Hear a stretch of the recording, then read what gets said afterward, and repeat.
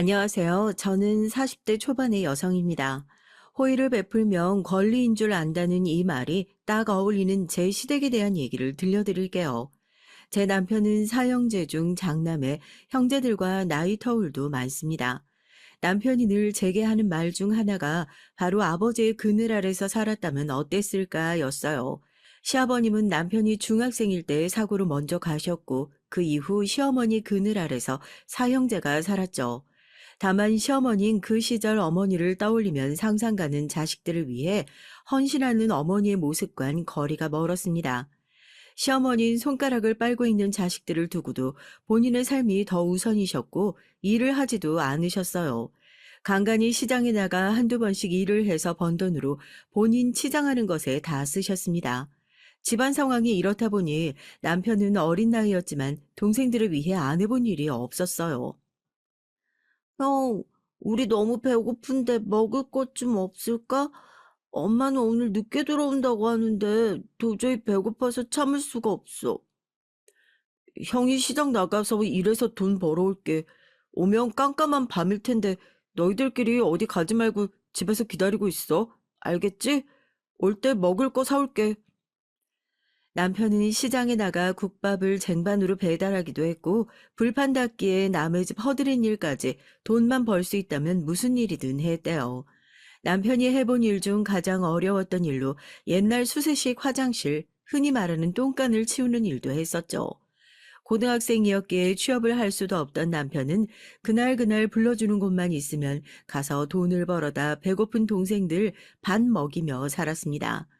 남편은 어린 동생들이 늘 배고픔에 찌들어 제대로 뛰어놀지도 못하고 집에만 있는 게 너무 안쓰러웠다고 해요. 그래도 본인은 나이가 있기도 하고 일하러 나가면 이 집 저 집에서 밥 한 끼는 얻어먹을 수 있었지만 동생들은 아니었죠. 물론 시어머니께 남편이 뭐라고 하지 않는 것도 아니었습니다. 도대체 언제까지 그렇게 지내실 거예요? 집에 쌀도 없고 애들은 매일 배고프다고 울고 있는데 어머니는 화장품에 옷을 이렇게 살 게 아니잖아요. 저도 한다고 하는데 학생이라 돈 많이 못 벌고 어머니가 같이 해주셔야 하는 거 아니에요? 그깟 돈 몇 푼 좀 벌어왔다고 이웃에 부리니? 너희들 인생만 인생이야? 자식 새끼들 넷이나 연달아 낳느라 온갖 고생은 내가 다 했잖아. 네 아버지 무책임하게 너희만 놓고 가버렸는데 나는 뭐 내 인생 없어? 애미라고 자식들 위해 헌신하면서 내 인생을 다 받아쳐야 되니? 난 그렇게 살고 싶은 마음 없으니까 배고프면 니네들이 나가서 돈 벌어다 먹어. 너희가 이 집에서 살 수 있는 거에 감사한 줄 알고. 자식들 둔 어머니라고 하기엔 무척이나 책임감이 없던 시어머니였죠. 어머니가 이러시니 남편은 나서서 돈을 벌 수밖에 없었습니다. 고된 하루를 끝내고 집으로 돌아오는 길은 늘 생각했다고 해요. 성년이 되면 서울로 가서 꼭 성공할 거야. 내가 성공해서 동생들도 배불리 밥 먹일 수 있고 이렇게 살단 모두 죽을지도 몰라. 내가 성공해야 무조건. 남편이 살던 시골 동네에선 돈을 벌 수 있는 길이 별로 없었기에 무조건 서울로 가겠다 다짐을 했던 남편이었습니다. 남편이 20살 성년이 되었을 때 시어머니는 이렇게 말씀하셨어요. 너도 이제 성년인데 나가서 제대로 돈 좀 벌어와봐. 쥐꼬리만한 1급 받아오지 말고 너만 보고 있는 동생들 생각해서 늘 착실하고 성실하게 살아야 돼. 알겠지? 그리고 낳아준 부모한테 효도하는 건 자식의 당연한 도리니까 애미도 좀 기쁘게 해주고. 전 어머니와 다른 인생 살 겁니다. 이 시골 동네에 박혀서 뻔하디 뻔한 인생 안 살 거라고요. 자식들 내팽개치고 본인 인생만 사는 어머니 곁에 떠나 서울로 갈게요. 앞으로 동생들 밥 먹일 돈은 보낼 테니까 그 돈 다른 곳에 쓰지 마시고 동생들한테 주세요. 만약 동생들한테 돈이 안 가는 걸 알면 돈 한 푼도 안 보낼 겁니다. 그동안 살 수 있던 이 집 한 자리 주셔서 아주 감사했습니다. 남편은 성년이 되자마자 바로 서울로 올라갈 채비를 했죠. 그런데 예상과 다르게 온 가족의 반발이 이어져 난감했다고 합니다. 아, 네가 서울로 가서 뭘 해먹고 살 수 있을 것 같은데 돈 한 푼 없이 그 먼 길을 무작정 가는 무식한 사람이 어딨어? 까불지 말고 여기서 밭일을 하든 배달일을 하든 일을 해서 돈 벌 생각을 해. 그래, 형, 이건 어머니 말씀이 맞는 것 같아. 집 하나 구할 돈도 없으면서 그 큰 서울로 가서 어떻게 살려고 그래. 그리고 형이 서울로 가버리면 우리는 어떻게 먹고 살아. 우리 집 가장은 형이잖아. 가족들에게 듣고 싶었던 말은 따로 있었던 남편입니다. 가서 성공하라든지 조심하라든지 그간 고생했었다라는 말을 듣고 싶었지만 오히려 남편의 꿈을 짓밟는 살벌한 말들만 오고 갔죠. 남편은 가만히 가족들의 말을 듣다 당장 입을 옷 몇 벌만 대충 챙겨 문을 박차고 집을 나왔어요. 도저히 그들 사이에서 맨정신에 더 버틸 수가 없어 도망치듯 나와 서울로 향했죠. 남편에게 그 당시에 있던 돈은 16만 원으로 몇 년에 걸쳐 모은 유일한 돈이었습니다. 동생들 먹이고 입히고 하다 보니 남편에게 남은 돈은 거의 없었기에 16만 원도 정말 큰 돈을 모았다고 할 수 있었죠. 무작정 서울로 떠나온 남편은 갈 곳도 잘 곳도 없었습니다. 어두운 밤 도저히 묵을 곳이 없어 여인숙에 가서 하루를 보낼까 싶었지만 당장 한 푼이 아쉬운 상황이라 남편은 날밤을 새고 노숙을 했죠. 다음 날 날이 밝자마자 남편은 일할 수 있는 곳을 찾아 이곳저곳 돌아다녔어요. 남편은 살 곳도 없었기에 숙식이 제공되는 일터를 구했지만 일자리가 그렇게 많지도 않았죠. 전날부터 쫄쫄 굶고 온종일 돌아다녀서 배가 등가죽에 붙을 것 같아 국수 한 그릇을 먹었다고 합니다. 국수를 먹던 중 인부들이 잔뜩 들어와서 국수를 먹는 모습을 보다 뭐 아니면 도라는 심정으로 그들에게 다가갔죠. 저도 일하고 싶습니다. 어제 서울로 상경한 20살 청년이고 체력도 좋아요. 책임감도 있고 시켜만 주신다면 무슨 일이든 열심히 할 수 있습니다. 젊은 패기를 본 인부들은 깔깔 웃으며 남편에게 물었어요. 우리가 무슨 일을 하는 줄 알고 할 수 있다는 거야? 이 청년 패기가 아주 대단하네. 안 그래도 젊은 청년이 필요하긴 했는데 건설 현장에서 막노동하는 거라 정말 힘들 텐데 할 수 있겠어? 서울로 상경한 건데 이 몰골로 돌아다니는 거 보니 집도 없는 것 같은데. 우리 숙식 제공도 해주거든. 자네만 할 수 있다면 국수 먹고 같이 가보겠나? 네, 시켜만 주신다면 정말 잘할 수 있습니다. 안 그래도 숙식 제공되는 일자리를 찾고 있었는데 다행이에요. 전 너무 좋습니다. 그렇게 함께 국수를 먹고 건설 현장에 있는 한 컨테이너 박스 안으로 들어갔다고 해요. 그곳엔 이 모든 현장을 통제하고 있는 실장과 사장이 함께 차를 한잔하고 있었죠. 인부는 남편을 긍정적으로 소개를 해줬고 현장에 젊은 인력이 부족해 남편은 곧바로 투입해 일을 할 수 있었습니다. 건설 현장에서 막노동을 하는 거라 체력적으로 너무나 힘들었지만 일을 할 수 있다는 것도 기뻤고 무엇보다 서울살이가 막막했는데 숙식까지 단번에 해결해서 마음이 놓였다고 했죠. 다른 인부들은 중간에 꾀를 부리기도 하고 여러 가지 핑계를 대고 결근을 하기도 했지만 남편은 휴무까지 반납하고 단 하루도 쉬지 않고 죽기 살기로 일을 했어요. 본인이 돈을 많이 벌어야 성공할 수 있다는 생각이 머릿속을 가득 채우고 있어 쉬는 시간까지도 마음이 조급했던 남편이었죠. 평생 이 일을 할지도 모르지만 다른 일을 하고 싶다면 적어도 살 수 있는 단칸방이라도 마련해야 했으니 하루가 가는 게 아쉽고 시간이 부족했다고 해요. 현장에서 가장 막내였던 남편은 수많은 인부들 사이의 스타였습니다. 모든 주머니 사정이 좋지는 않았지만 막내인 남편에게 빵 하나라도 더 챙겨주려고 했고요. 또한 인부들은 인생을 더 살고 있는 어른으로서 현실적인 조언도 아낌없이 해줬답니다. 인부들과 함께 지내며 남편은 마음의 안정도 찾을 수 있었고 현재의 삶을 사는 것에 대한 생각도 할 수 있었다고 해요. 늘 가족들이 먼저라고 버는 족족 가족들에게 돈을 보냈지만 한 인부가 남편에게 이런 말을 해줬답니다. 가족들 챙기는 것도 좋지만 인생엔 내 자신이 주인공이어야 하는 거야. 네가 그렇게 평생을 가족들 뒷바라지 한다고 해서 가족들이 나중에 너한테 뭐라도 해줄 것 같아? 절대 아니다. 돌아오는 건 결국 배신감과 상처뿐이니까 적당히 해. 너 자신 먼저 챙기고 그 다음이 가족이어야 순서가 맞는 거야. 저도 그러고 싶은데 제가 도와주지 않으면 당장 동생들이 굶을 걸 알아서 어떻게 해야 할지 모르겠어요. 그래도 애들 졸업하고 성년 될 때까진 제가 마지로서 도와줘야 한다고 생각했거든요. 너는 네 동생들 나이에 아버지 잃고 가장 역할 지금까지 하고 있어. 동생들이라고 어린 게 아니다. 걔네가 독립적으로 생활할 수 있게끔 환경을 만들어 주는 게 오히려 형으로서 더 현명한 길로 인도하는 거라 생각한다. 무작정 챙겨주고 돈 보내는 거 결국 가족들 습관 들여서 나중에 다 원망으로 돌아오는 거야. 가족들을 챙기지 말라는 말도 아니고 네 자신부터 챙기고 그 다음 가족을 챙기라는 말이다. 진심 어린 조언을 듣고 남편은 생각이 많아졌죠. 가족들을 위해 그간 돈을 버는 족족 다 보냈는데 이게 가족들을 위한 길이 아니라니 어찌할 바를 몰랐다고 해요. 남편은 그럼에도 동생들이 굶어 죽을까 돈은 보냈지만 이전처럼 많이 보내지는 않고 비율을 줄여 보냈다고 합니다.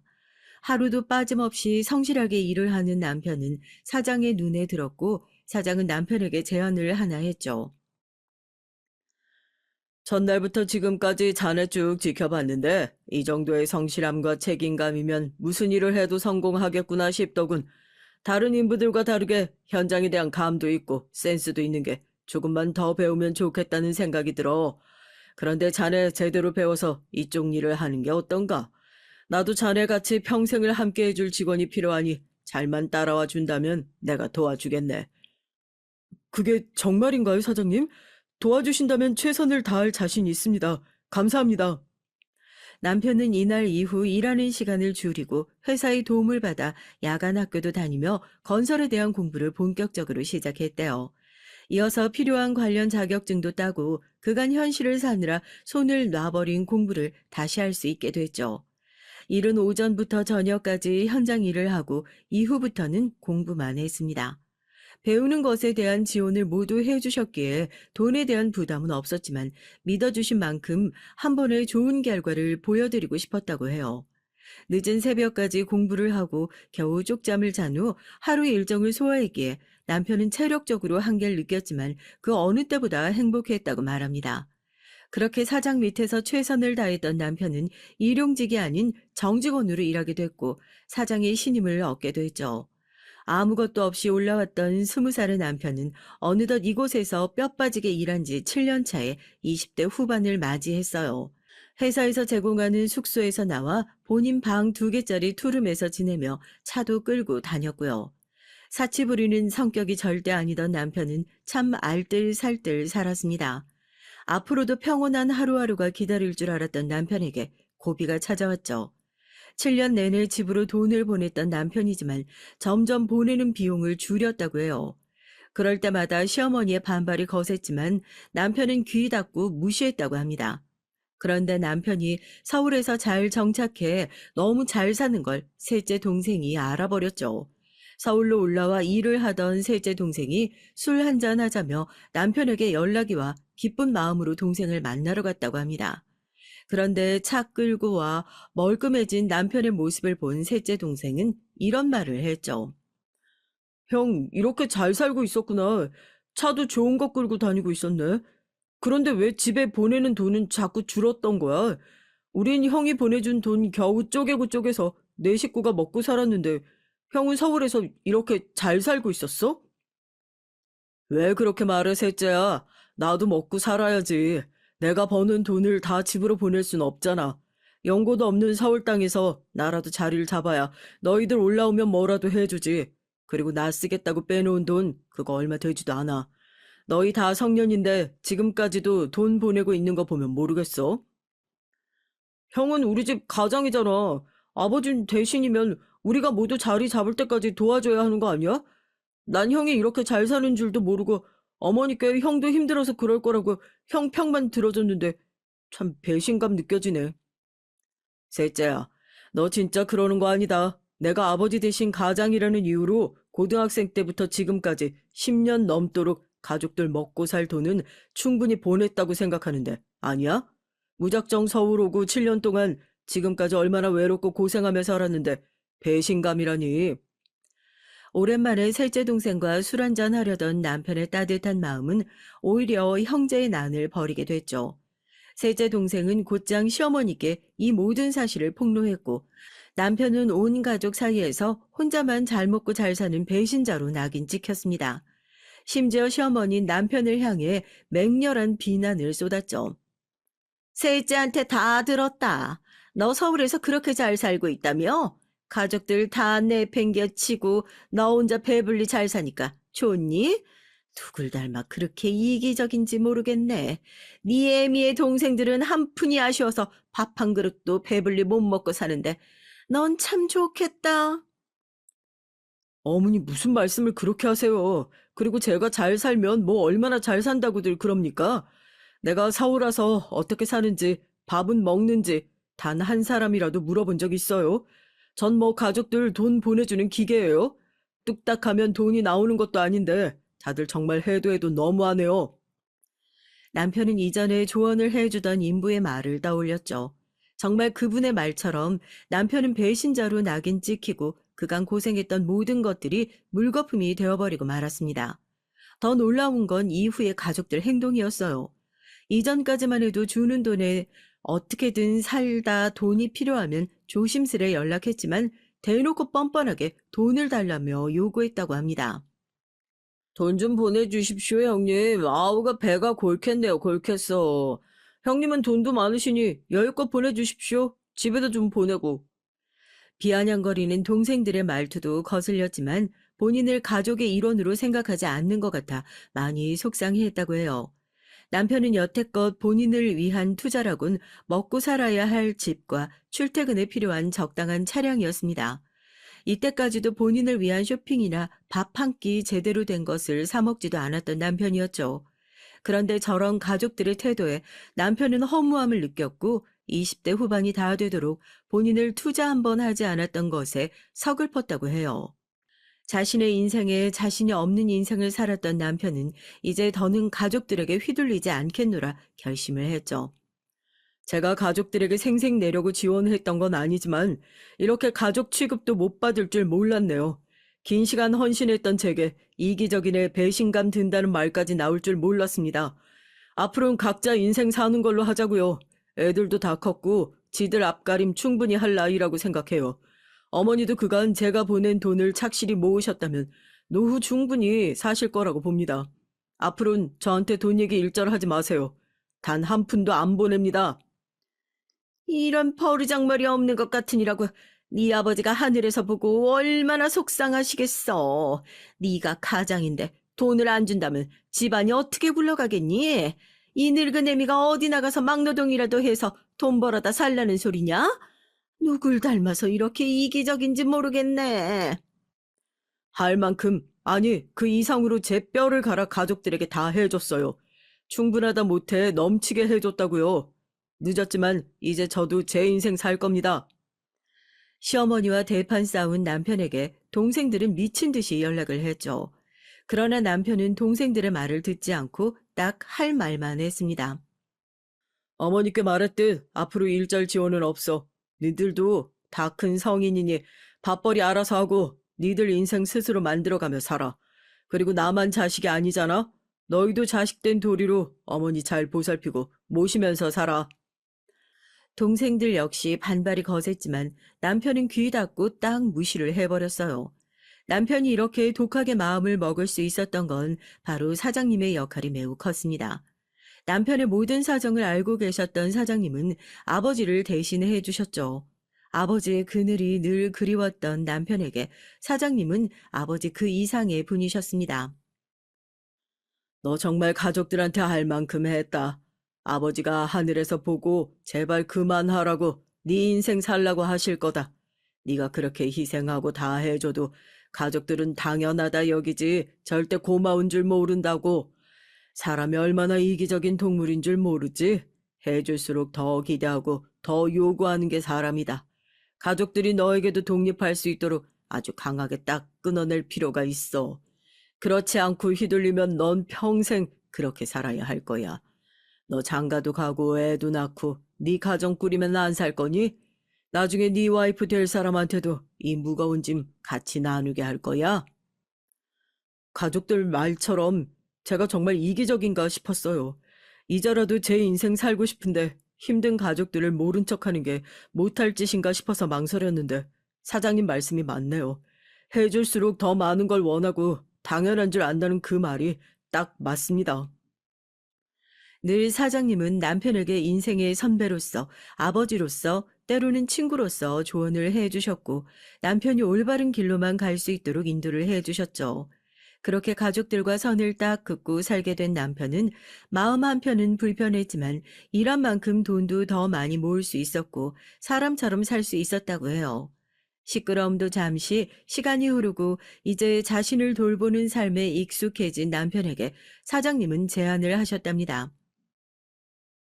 자네 이제 마음도 삶도 평탄해졌으니 장가 가야지 안 그런가? 내가 정말 아끼는 처자가 하나 있는데 소개해 줄 테니 커피 한 잔 해보게. 사장님께서 툭 던지신 말에 남편은 놀랐다고 해요. 남편도 좋은 사람을 만나 가정을 꾸리고 싶었지만 연애는 해보지도 않았고 내내 공부와 일만 하던 사람이라 이성을 어떻게 만나야 하는지 몰랐대요. 그런 남편에게 사장님께서 소개해준 사람은 바로 사장님의 딸이었고 바로 저였습니다. 제가 20대 중반부터 아버지께 늘 들었던 사람이 바로 남편이었어요.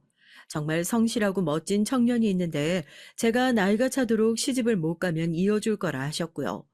처음엔 흘려들었는데 내내 그 사람에 대한 얘기를 들으니 궁금하긴 했습니다.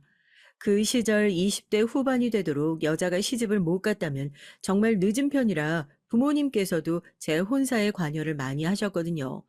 언젠가 성실하다는 청년을 만날 수 있겠다는 생각을 하고 있어서 그런지 자리를 만들어 주셨을 때 많이 놀라진 않았어요. 아버지께서 늘 그 청년을 본인의 아들이라고 표현을 하셨고 자식처럼 보살피고 함께하고 있다는 걸 알았기에 좋은 사람이라는 보장은 확실했죠. 그렇게 자리에 나가보니 외모까지 꽤나 훌륭한 청년이라 전 마음에 들었습니다. 반대로 남편은 제가 사장님 딸이라는 것을 알고 로봇 마냥 굳어서 어쩔 줄을 몰라 했죠. 뜨거운 커피를 찬물 마시듯 벌컥 들이켜 뱉지를 않나, 화장실을 다녀오겠다고 일어서다 테이블을 들썩이질 않나, 그야말로 고장난 청년이었습니다. 저도 연애를 딱 한 번 해본 상태라 쑥맥이었는데 남편은 첫 연애라 아무것도 몰랐어요. 제가 쳐다보면 볼이 발그레지며 고개를 푹 숙이고 희죽거렸고 제가 말을 걸면 한참을 더듬으며 겨우 대답을 했습니다. 전 아버지의 말씀처럼 남편이 참 따뜻하고 고든 사람이라는 게 느껴져서 좋아했어요.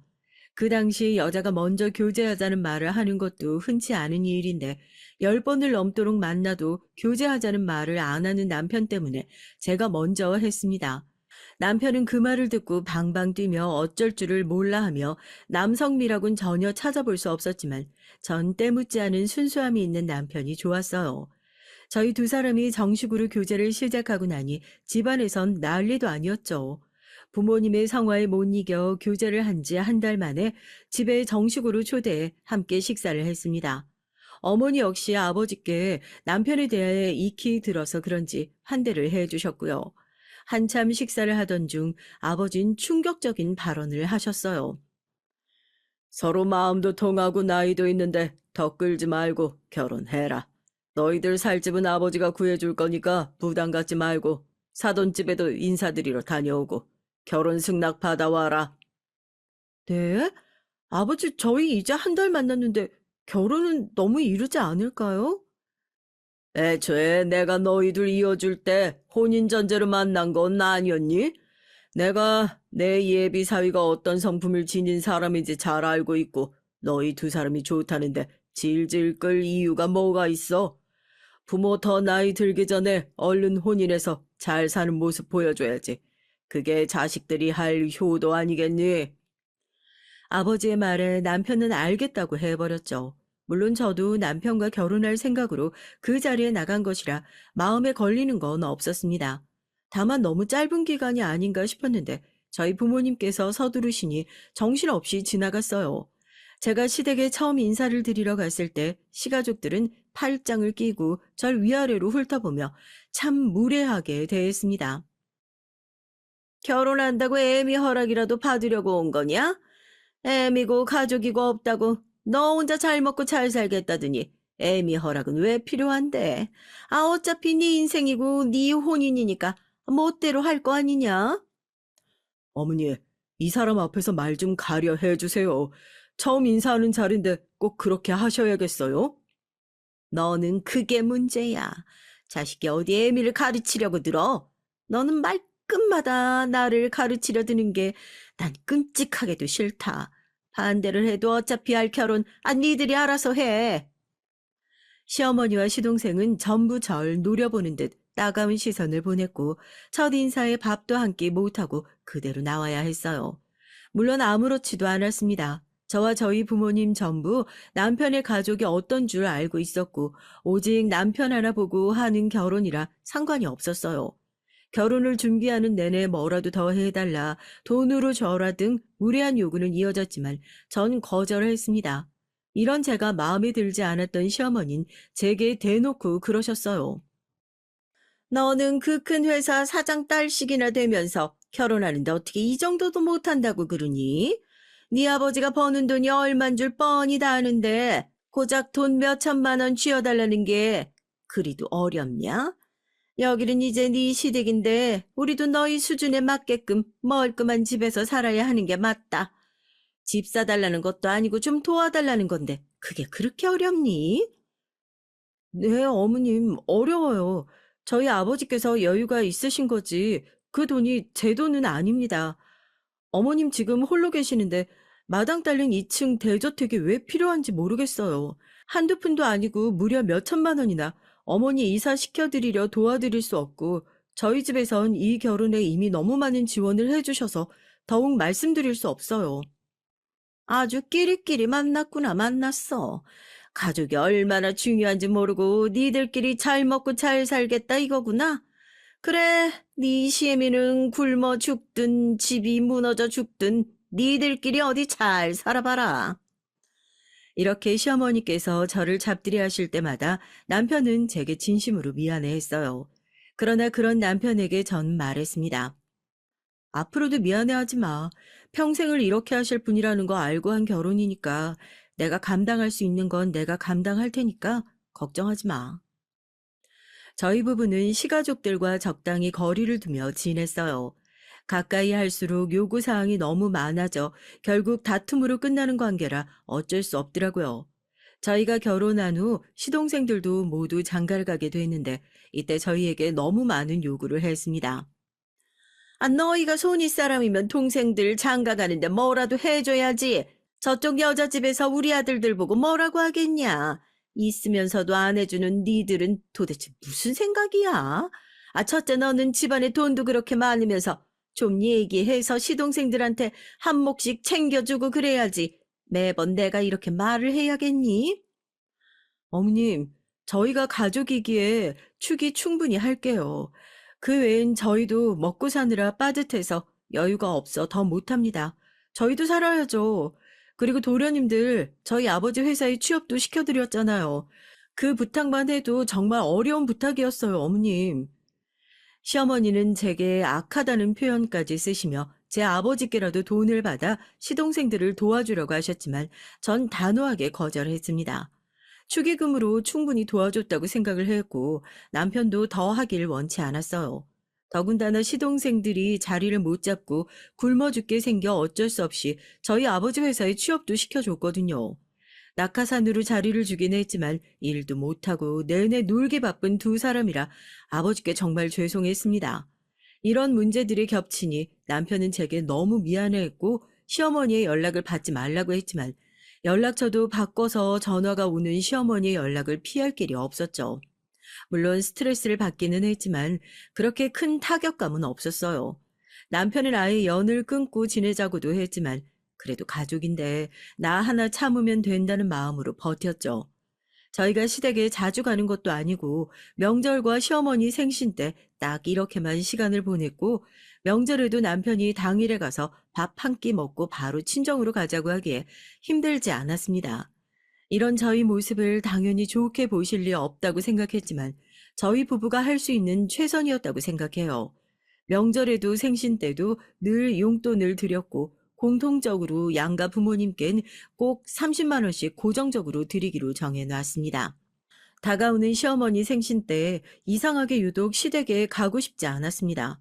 가고 싶던 적은 없지만 그래도 며느리로서 도리라 생각하고 한 귀로 듣고 흘리며 시간을 보냈는데 이날은 정말 가기가 싫었어요. 그럼에도 가야 했기에 남편에게 내색하지 않고 시댁으로 향했습니다. 저희는 둘 다 일을 하고 있어서 늘 도착하면 제일 늦었고 이날은 가자마자 시어머니의 타박이 저희 부부를 맞이했어요. 너희가 무슨 주인공도 아니고 맨날 그렇게 마지막으로 오고 그러냐? 어차피 올 것 좀 미리 오면 덧나니? 니네들이 잘해야 얘네들도 보고 배울 거 아니야. 좋은 날 언성 높이지 마시죠, 어머니. 오랜만에 가족들 다 모였잖아요. 저희도 빨리 오고 싶지만 전날까지 일하고 오늘 겨우 오는 거 뻔히 아시면서 그러세요. 새벽부터 출발해서 지금 겨우 도착한 거잖아요. 그러니까 애미를 서울에 살게 해야지. 지들만 뭐로 서울에 산다고 저러고 있어. 다들 오는 게 힘들잖아. 조금 도와주면 온 가족이 서울에서 살겠구만. 시어머니는 기분이 상하시니 억지스러운 말까지 해가며 분위기를 확 가라앉히셨죠. 얼른 식사를 마치고 선물 드리고 집으로 가야겠다 생각만 했습니다. 식사를 거의 다 해갈 때쯤 시어머니는 제게 빈손으로 왔냐며 타박을 하셨어요. 식사를 다 하고 케이크에 촛불을 불며 드리려던 용돈 아무 말 없이 드렸습니다. 저도 사람인지라 이날은 참을래야 참을 수가 없을 정도로 화가 났거든요. 평소 같으면 억지로 웃기라도 했을 텐데 도저히 웃음이 나질 않았습니다. 저희가 정해놓은 30만 원 용돈을 이날은 현금이 아닌 상품권으로 들고 갔어요. 일전에 선물 받은 상품권을 쓰지 못했는데 마침 잘 됐구나 싶었죠. 봉투를 드리니 표정부터 싹 변하던 시어머니는 그 자리에서 바로 봉투를 열었고 이내 표정이 확 굳었습니다. 이게 보자 보자 하니까 시애미를 무시해도 정도가 있지. 첫째 너 나랑 지금 해보자는 게냐? 정신머리 없는 것 같으니라고 너 제정신이야? 시어머니는 순식간에 봉투로 제 뺨을 후려쳤어요. 정말 순식간에 벌어진 일이라 너무 놀라서 아무 말도 하지 못하고 맞은 제 뺨을 두 손으로 감싸고 눈물이 고였습니다. 시어머니는 그런 제게 손가락질을 하며 욕을 퍼부었죠.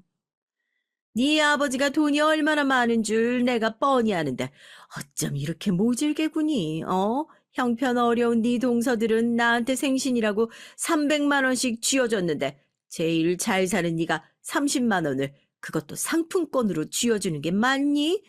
이 호랭이가 물어갈 계집 같으니라고 네가 이 시애미를 얼마나 무시하면 이딴 짓을 하니? 이깟 쓰레기 같은 거 줘도 안 쓰니까 너나 써라. 시어머니는 욕을 미친 듯이 퍼붓다 제 얼굴에 봉투를 집어 던졌어요. 시동생과 동서들은 시어머니를 말리느라 난리였고 전 그 자리에서 얼어서 아무것도 하지 못했습니다. 남편은 그 모습을 지켜보다 못해 분노했죠. 지금 이게 뭐 하는 짓입니까? 어디 사람 얼굴을 후려쳐요 치기를.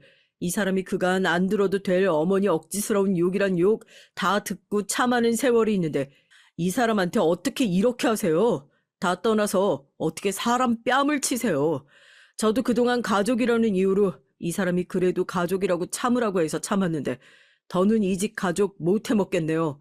2번 다시 연락하지 마세요. 사과 그딴 거 받지도 않을 거니까 하지도 마시고 평생 그렇게 살다 가세요. 가셔도 연락하지 마시고요. 당신 일어나 나가게.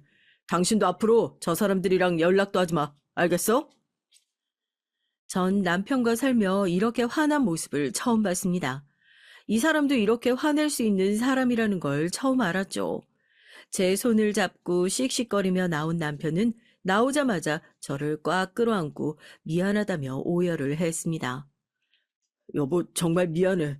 나 같은 거 만나서 평생 듣지 않아도 될 말들과 겪지 않았을 상황들까지 다 겪게 해서 정말 미안해. 내가 진짜 이렇게 못난 놈이라 너무 미안해. 나 진짜 이제 가족들 안 보고 살고 싶거든?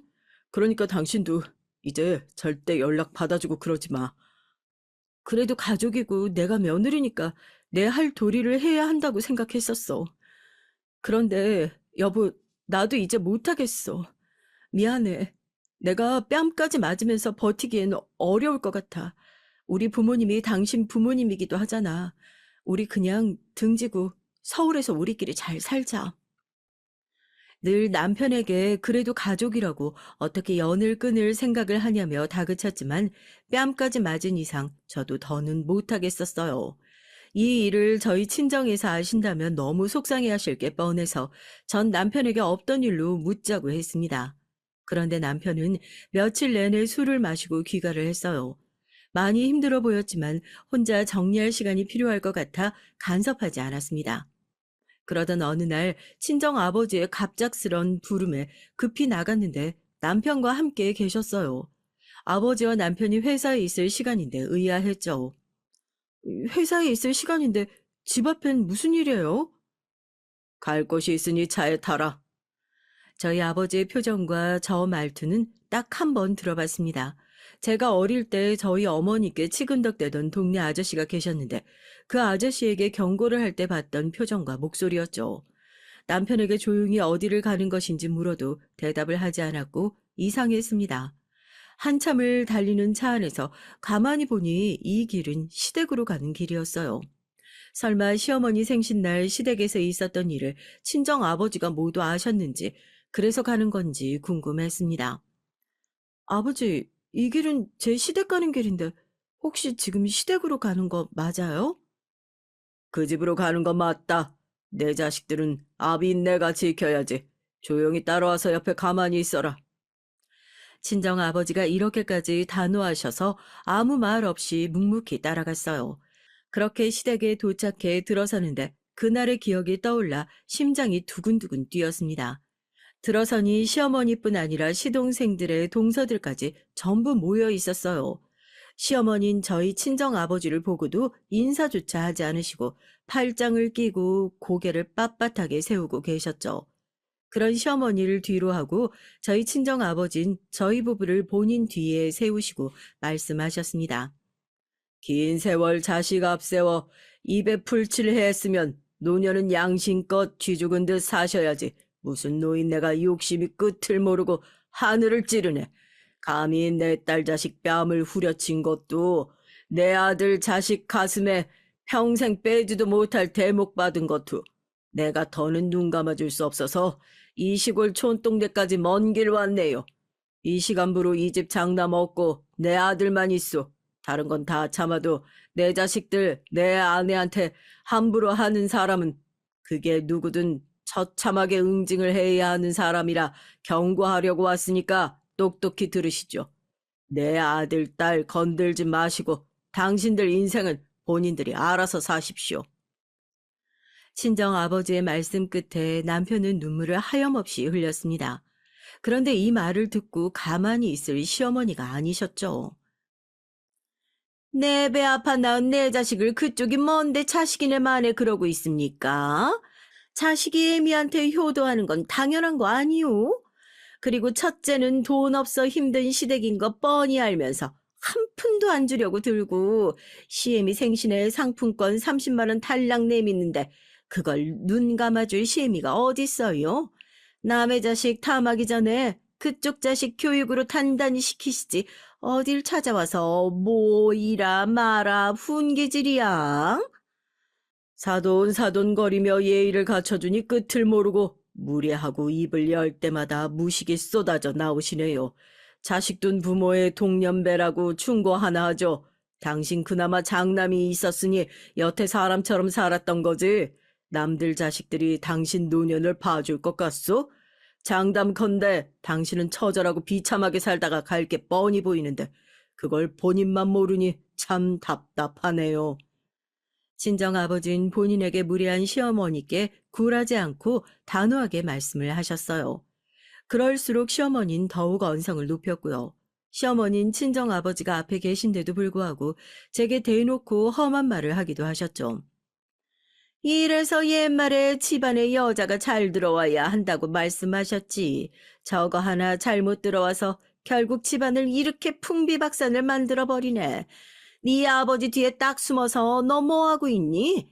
결국 네 남편이랑 가족들 싹 의절시키니까 속이 편하냐? 아주 못돼 처먹은 것 같으니라고. 그쪽도 자기 자식이라고 감싸가 돌 게 아니라 저것이 시댁에서 얼마나 함부로 했는지 시애미를 개똥으로 알았는지 똑똑히 듣고나 말하시오. 내 말 아직 안 끝났는데 벌써 이렇게 흥분하시면 곧 뒷골 잡고 쓰러지시겠네. 귀한 내 딸 자식 뺨 후려친 대가는 받으셔야죠. 나이값도 못하고 빈둥거리는 것들 사돈 자식들이라고 불쌍해서 자리 하나씩 내어줬더니 감사한 줄 모르고 여태 정신을 못 차렸네. 자네들이 사람이라면 자네 애미가 저러는 걸 말리고 자네 형한테 미안한 줄 알았어야 했네. 말해도 뭐 알아들을 귓구녕이나 있을진 모르겠지만 둘 다 내 회사에 발 들이지 말게나. 해고니까. 그 자리에서 친정아버진 낙하산으로 회사에 꽂아준 시동생 둘을 해고시켰어요. 듣자마자 시동생들은 난리가 났죠. 사돈어른, 지금 저희 해고당하면 당장 죽으란 말입니까? 아시겠지만 사고친 빚 감당해야 해서 월급만 애타게 기다리고 있는데 해고당하면 어디 가서 돈을 벌겠어요. 다 떠나서 전 잘못이 없지 않습니까? 참으로 가여운 내 아들이구나. 이런 사람들도 가족이라고 반평생을 본인을 갈아먹으며 돈을 바쳤으니 앞으로 너희들도 이 사람들이랑 마주하지도 마라. 그리고 자네들은 애초에 내 회사에 월급 받을 능력조차 없는 사람들이니 현실을 마주하고 받아들이도록 해. 자신의 삶은 스스로 개척하며 사는 거지. 누군가에게 그게 가족이라고 해도 기생하며 피 빨아먹듯 사는 게 아니라네. 그렇게 시댁을 풍비박산 만들고 나온 저희 부부는 친정 아버지를 보며 한참을 오열했어요. 그런 저희 어깨를 두들겨 주시며 말씀하셨죠. 인생 생각보다 길다, 얘들아. 그간 힘들고 아팠던 일들은 인생의 큰 배움을 하기 위한 과정이었다 생각하고 마음에 너무 담아두지 말고 앞으로 살자. 너희에겐 번듯한 부모가 있잖니. 출발이 달랐다고 한들 결과가 중요한 것이니 내 자식들다운 옳은 길을 가주길 바란다. 그간 참 고생 많았어. 아버지 진심으로 죄송하고 감사합니다. 긴 시간 제 아버지로 살아주셔서 앞으로도 그렇게 해주실 거라 감사합니다. 귀한 따님을 제게 주시면 얼마나 많은 걱정이 있으셨을까 다 헤아리고 있었는데 제게 한마디 말씀도 저희 일에 걱정하시는 모습도 없으셨고 관여도 하지 않으셨던 게 저를 믿어주셔서 그랬다는 거 잘 압니다. 비록 못난 모습을 보였지만 지금보다 더 잘 살겠습니다. 더 잘할 거 없다. 너희는 존재만으로도 부모인 우리에게 기쁨을 주기에 너희의 행복을 찾아 살면 그만이야. 결국 너희의 행복이 부모의 기쁨이라는 걸 명심하고 온전히 너희들을 위한 삶만 살았으면 한다. 나도 이런 말은 처음이지만 내 아들로 살아줘서 너무 고맙다. 친정 아버지와 남편은 서로를 향한 진심을 고했고 저희 가족에게 한 번은 필요한 시간을 보냈어요. 폭풍 전야가 지나간 후 저희 부부는 원래 살던 일상을 살아갔죠. 마치 아무런 일도 없는 것처럼 말이죠. 물론 시댁 식구들의 연락을 받지 않기 위해 저희 부부 모두 연락처를 바꿨습니다. 사는 집 주소를 알고 있는 게 걸리긴 했지만 당장 집까지 이사하기엔 무리가 있었죠. 하루는 남편이 야근을 한다기에 먼저 퇴근하고 집에서 저녁을 준비하던 중이었어요. 누군가 초인종을 연속으로 미친 듯이 눌렀고 이내 문을 주먹으로 쾅쾅 두들기는 소리가 났습니다. 늦은 저녁에 집에 혼자 있었기에 무서워서 문구멍으로 슬쩍 밖을 내다보니 둘째 시동생과 동서였어요. 그들과 마주하고 싶지 않아서 무시를 하고 있었지만 밖에서 소리가 들렸습니다. 형수님, 안에 계신 거 다 알고 온 겁니다. 형수님 오시길 내내 밖에서 기다리다 들어오신 거 보고 온 거예요. 제발 문 좀 열어주세요. 저희 부부 말 좀 들어주세요. 문 열어주실 때까지 이렇게 두들길 겁니다. 형님, 제발 저희 말 한 번만 들어주세요. 대화만 하고 바로 집으로 갈게요. 딱 10분이면 충분해요. 제발요, 부탁드릴게요. 통사정을 하는 것도 마음에 걸렸지만 단독주택도 아닌데 저렇게 소란을 피우니 이웃들이 신경 쓰여 어쩔 수 없이 문을 열어줬어요. 집에 들어온 시동생 내외는 다짜고짜 제게 무릎을 꿇고 말했습니다. 형수님, 저 사고 많이 친 거 아시죠? 저희 지금 빚에 시달리다 죽게 생겼어요. 제발 사돈 어른께 말씀 좀 전해주세요. 다시 일 다닐 수 있게 제발 도와주세요. 막말로 어머니랑 일이지. 전 진짜 아무것도 안 했잖아요. 형님, 부탁 좀 드릴게요. 돈 빌려달라는 것도 아니고 이 사람 다니던 회사에 그대로 다닐 수만 있게 해달라는 건데 그렇게 어려운 거 아니잖아요. 어머님이 그러신 건데 왜 이 사람한테 불똥이 튀어요. 이거 정말 저희 죽으라는 거예요. 제발 도와주세요. 시동생 내외의 말을 듣다 보니 헛웃음이 나왔어요. 정말 끝까지 지독하게 이기적인 이 가족들의 말을 들어줄 수가 없었습니다. 내가 왜 그쪽들 형수고 형님인지 모르겠네. 앞으로는 이렇게 찾아오면 그냥 바로 경찰 부를 거야. 왜 해고당한지 모르는 것도 죄고 본인들 잘못을 아직도 모르는 그 무지함도 죄야. 무식한 두 사람에게 미주알 고주알 말하고 싶지 않으니까 경찰 불러서 끌려나가기 싫으면 내 집에서 당장 나가. 저들은 끝까지 바짓가랑이를 붙들며 애원했지만 전 매몰차게 쫓아냈습니다. 이어 다음 날은 시어머니까지 찾아오셨고요. 퇴근하고 집에 들어가려는데 현관문 바로 앞에서 기다리고 계시니 대화를 안 할 수도 없었죠. 첫째야, 내가 진심으로 잘못했다. 어른으로서 내가 그렇게 했으면 안 됐는데 참 미안하다. 아범한테 들어서 알겠지만 애들 아버지 먼저 보내고 앞으로의 삶이 막막해서 내가 피하고 살았어. 그때는 손가락 빠는 자식들보다 앞으로의 내 인생이 불쌍해서 내내 정신 못 차리고 살았다. 그런 나 대신 아범이 너무 가정을 열심히 돌보기에 당연하게 의지하며 살았던 것 같아. 별로 알고 싶지도 궁금하지도 않으니까 그만 말씀하시고 돌아가세요. 무작정 이렇게 찾아와서 원치 않는 대화하는 거 싫거든요. 앞으로 제발 좀 다들 그만 찾아오세요. 아범도 첫째 너도 우리가 참 지긋지긋할 거다. 다 알고 있다. 그날도 며느리라고 넷이나 있는데 명색이 심히 생신에 용돈 한 푼 안 쥐어주고 그나마 믿었던 넌 상품권 30만 원 쥐어주니 화가 났어. 내가 이렇게 부족한 시엠이라도 시엠인데 며느리 넷이 날 무시하는구나 싶었거든. 저것들은 모자란 내 자식들이랑 살고 있으니 큰 소리도 못 치겠고 그나마 착한 네가 만만해서 화킴에 화풀이 했다. 제 남편의 어머니라 끝까지 예의는 갖추려고 했는데 제발 좀 정신 차리고 사세요. 지금 여기 와서 일해봤자 달라질 거 하나 없다는 걸 아직도 모르시겠어요? 아들한테 의절까지 당하고 여기가 어디라고 찾아오세요, 오시길. 제 집에서 나가세요. 시어머닌 제발 좀 나가라는 제 말에도 아랑곳하지 않고 계속 본인이 할 말만 늘어났어요. 저는 그런 시어머니를 강제로 쫓아내고 두 번 다시 찾아오지 말라고 화를 냈고요. 얘기를 들을수록 어이가 없었죠. 결국 내 며느리 중 저만 용돈을 준 건데 제게 동서들이 300만 원씩을 줬다고 하면 맞춰서 270만 원을 더 줄까봐 거짓말을 한 게 웃겼습니다. 더군다나 없는 일을 있는 일처럼 꾸며 제 뺨까지 후려친 건 용서하고 싶지도 사과받고 싶지도 않았죠. 더는 시댁 식구들에 대한 어떠한 기억도 하고 싶지 않았어요. 이사를 당장 하기 어려웠지만 계속 번갈아가며 찾아와 괴롭히는 탓에 결국 친정집 바로 옆집으로 이사를 갔어요.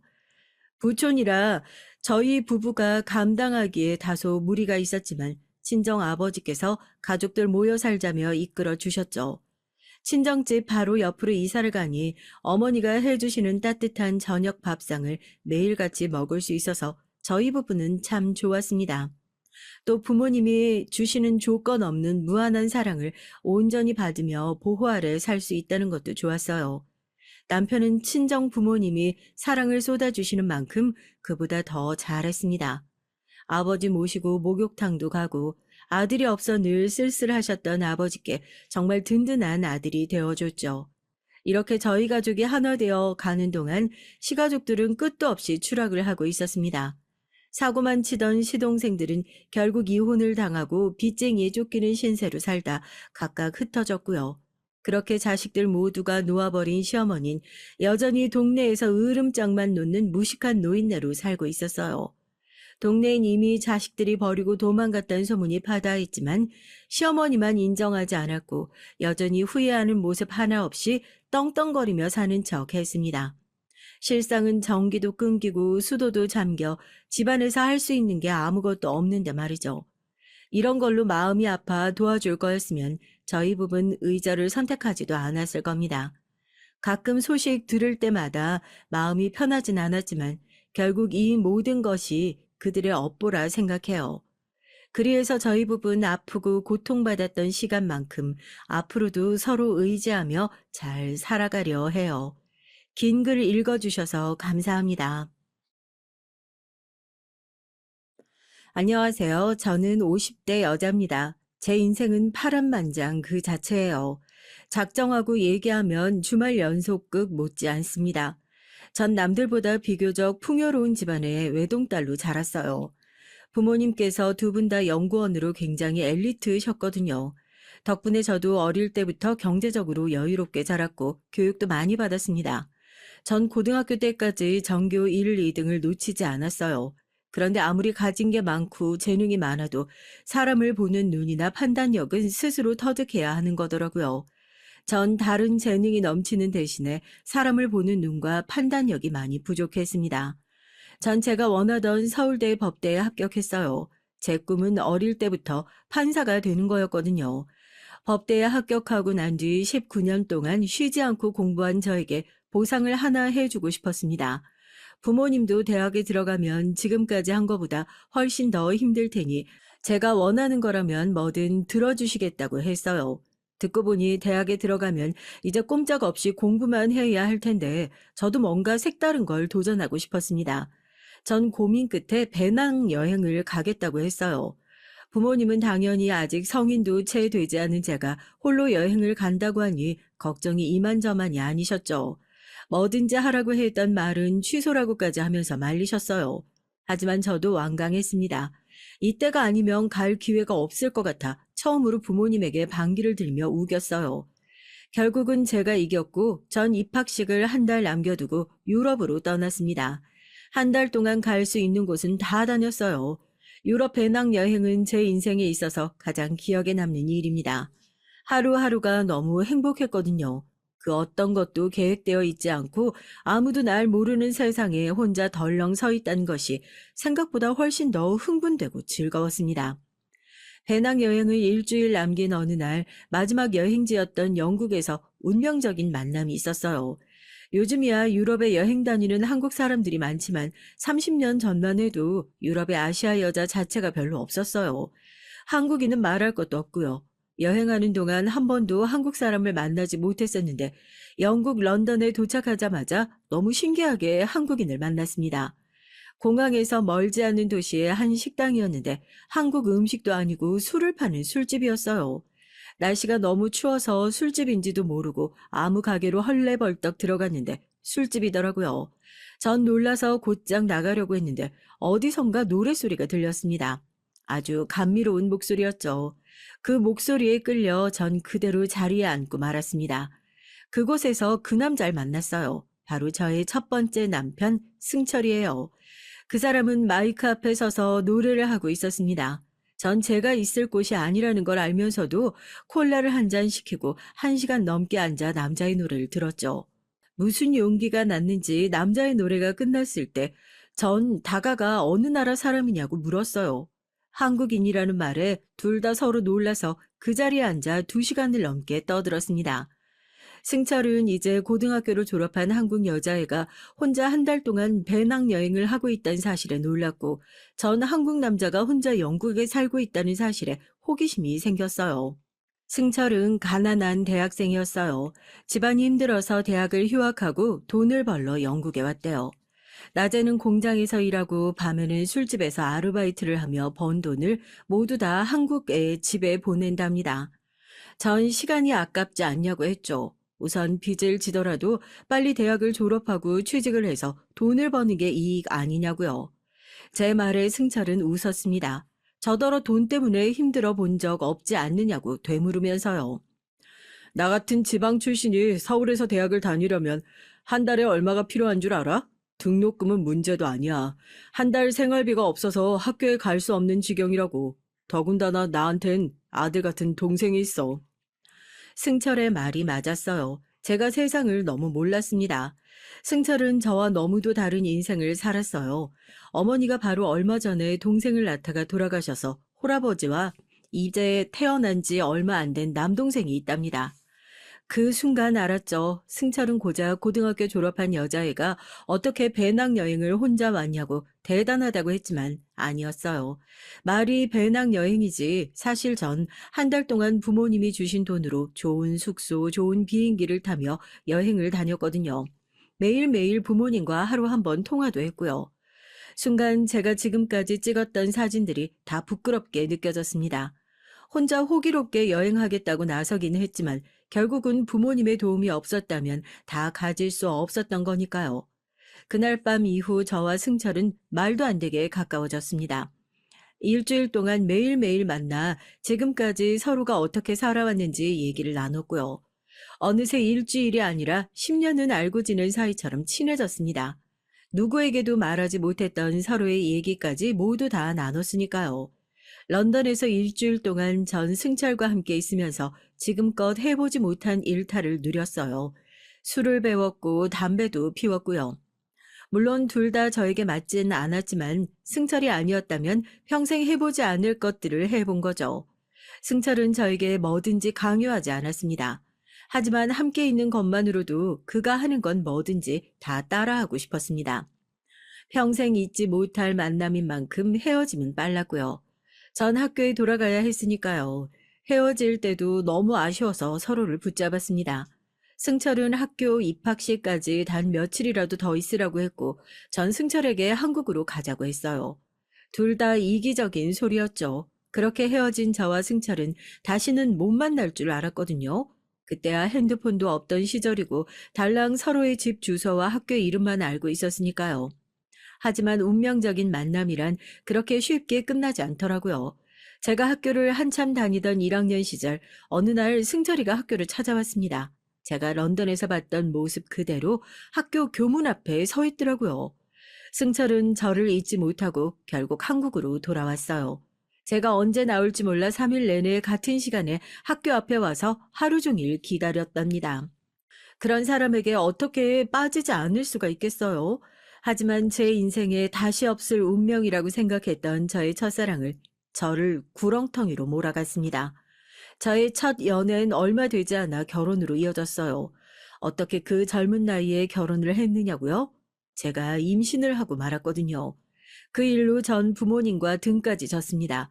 제가 승철과 만나고 있다는 사실을 부모님께 철저히 숨겼기 때문에 부모님은 제가 남자를 만나는지도 몰랐다가 임신을 했다고 하니 너무 놀라 쓰러질 뻔하셨죠.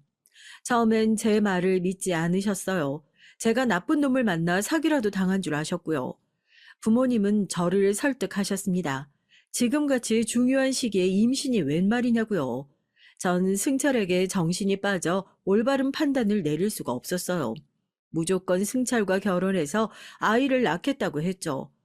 철이 없어도 너무 없었습니다. 지금까지 제가 뭘 하든 부모님이 다 알아서 해주셨으니 그 일도 당연히 알아서 해주실 줄 알았죠. 그런데 제가 잘못한 생각이었습니다. 부모님은 임신한 저도 저였지만 승철을 마음에 들어 하지 않으셨어요. 임신 사실을 알고 인사를 드리러 승철과 함께 집에 왔는데 부모님은 승철의 겉모습만 보고도 싫어하셨습니다. 머리를 염색해서 샛노란색에 옷에는 치렁치렁 이상한 것들을 달고 있었으니까요. 더군다나 대학교도 휴학 상태였고 아직 군대도 다녀오질 않았으니 도무지 봐줄 만한 게 하나도 없었어요. 자네는 직업도 없어 학교도 안 나와 더군다나 이제 군대도 가야 하는데 도대체 무슨 생각으로 내 딸을 달라는 건가? 아버님이 우선 식만 올리고 살 집만 좀 구해주시면 제가 어떻게 해서든 순영이랑 아이는 책임지고 살 수 있도록 하겠습니다. 승철은 아버지에게 대놓고 집을 구해달라고 했어요. 그러면 어떻게든 세 식구 살아보겠다고요. 하지만 그런 무책임한 말론 저희 부모님을 설득할 수 없었습니다. 지금 그게 말이 되는 소리야? 우리 순영이 서울대 법대생이야. 사법고시 준비해서 판사 될 애한테 집에서 자네 뒷바라지 하라고 애 낳 키우란 소린가? 되지도 않는 소리 하지 말고 지금 당장 우리 집으로 들어오게. 어차피 배부르면 창피해서 학교도 못 다닌다는데 그 전에 휴학하고 집에서 사법고시나 준비하는 게 낫겠어. 어머니는 절대 제 공부를 그만두게 할 수 없다면서 승철에게 집에 들어와서 대릴사위로 살라고 했습니다. 그리고 제가 아이를 낳으면 승철에게 아이를 키우라고요. 저는 그 방법도 나쁘지 않다고 생각했어요. 그래도 저희 부모님이 경제적으로 여유가 있으니 도와주실 수 있을 때 도움을 받으면서 아이를 키우면 훨씬 수월할 거라고 여겼고요. 제가 공부하면서 사법고시에 붙으면 되잖아요. 그럼 우리 세 식구 사는 데는 문제 없으니까요. 그런데 승철의 생각은 달랐습니다. 승철은 혼자가 아니니까요. 승철에게도 홀아버지와 어린 남동생이 있었어요. 지금도 대릴 사위라면 남자들이 학을 떼는데 그 시대엔 자기 부모 형제 다 버리고 처가에 들어가 산다는 건 있을 수 없었죠. 더군다나 사위한테 대놓고 집에서 애나 보라는 것도 말이 안 됐고요. 우리 집으로 내려가자. 어차피 당신 배도 불러오고 사시 준비하려면 서울이든 지방이든 상관없잖아. 우리 집에 가서 우리 아버지랑 내 동생이랑 다섯이서 살아보자. 내가 농사를 하든 막노동을 하든 어떻게 해서든 우리 식구 먹여 살릴게. 승철의 말에 저도 고민하지 않은 건 아니에요. 사실 제가 부모님 곁을 벗어나 살아본 적이라고는 없는데 뭘 알겠어요. 하지만 분명한 건 제 뱃속의 아기가 승철의 아이라는 겁니다. 부모님 곁에 있으면 든든하고 의지할 수는 있겠지만 승철과는 사이가 나빠질 거라고 판단했어요. 무엇보다 저와 승철의 관계가 중요하다고 생각한 전 승철의 말대로 했습니다. 순영이 네가 남자한테 미쳐서 머리가 어떻게 됐구나. 편한 길을 놔두고 굳이 그 시골 촌구석에 가서 개고생을 하겠다는 거야? 그래, 순영아. 우리 한 번만 더 다시 생각해 보자. 그냥 차라리 승철인지 뭔지랑은 헤어지고 아버지랑 같이 아이 키우면서 살자. 아버지가 너 사시 보는 대로 바로 변호사 사무실 차려줄게. 부모님은 저의 생각을 돌리기 위해 갖은 수를 다 쓰셨지만 전 부모님의 만류에도 집을 떠났어요. 어쩌면 이 선택이 저의 실수인지도 몰라요. 하지만 전 승철을 믿어보기로 했습니다. 그래도 결혼식은 부모님이 해주셨어요. 20살에 임신한 딸이 뭐가 예쁘다고 주변에 얘기하고 싶으시겠어요? 저희는 그냥 가족끼리 모여 식사만 간단하게 했습니다. 저희 부모님은 식당에 앉아서도 내내 표정이 안 좋았고요. 시골에서 올라오신 시아버지와 어린 시동생을 보고도 연신 한숨을 푹푹 쉬었습니다. 그러곤 도저히 안 되겠는지 시아버지를 설득하셨어요. 사돈, 이왕 이렇게 된 거 저도 더는 제 딸 걱정이 돼서 안 되겠네요. 무례함을 무릅쓰고 저도 그냥 다 얘기할게요. 김서방이 절대 대릴 사위는 싫다고 하는데 제발 좀 설득 좀 해주세요. 우리 딸내미 보시면 알겠지만 귀하게 자라서 공부 말고는 아무것도 할 줄 몰라요. 그러니까 제가 데리고 있게 해주세요. 사돈이 아들 뺏기는 것 같아 아까우시면 저희가 보상을 하겠습니다. 시골에 새 집이라도 하나 지어드릴까요? 듣는 내내 민망해 혼났습니다. 어머니의 급한 마음도 알지만 아무리 그래도 아들을 대릴 사위로 데려오면서 보상을 하겠다니요. 똑같이 자식 키우는 부모가 무슨 사고방식이면 그런 소리까지 하실 수 있나 싶었습니다.